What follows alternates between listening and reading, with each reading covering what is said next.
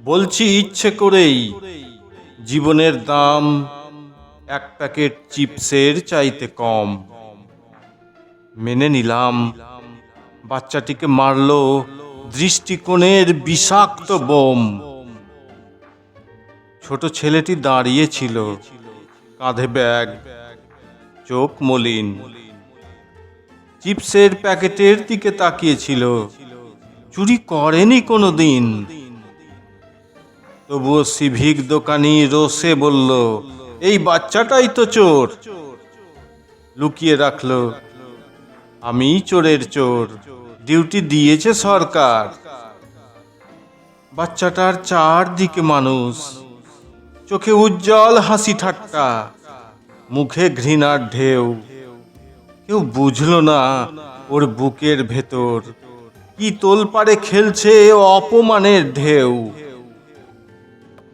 মা বলল, আমার ছেলে তো অমন নয়, বিশ্বাস করো।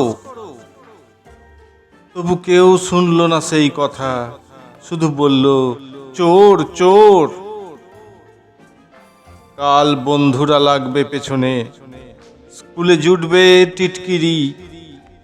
আমার সব শেষ, মনটা গেল ভেঙে, সিদ্ধান্ত নিল বিচ্ছিরি। নির্দোষ প্রমাণ করতে মাকে সে লিখে গেল, আমি চুরি করিনি, আমি নই চোর। অপবাদ ঘুচাতে সময় থামল না, নিভে গেল নিষ্পাপ জীবন ওর। একটি মিথ্যে অপবাদে মায়ের কোল শূন্য হলো। এর বিচার কিভাবে হবে বলো?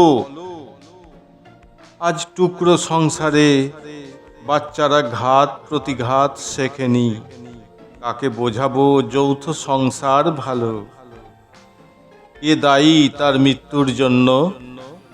দোকানদার, সমাজ, না একটা ভুল সিদ্ধান্ত? না না, আমরা সবাই মিলে ভুল সিদ্ধান্তে পেঁচিয়ে ওকে জবাই করেছি জ্যান্ত।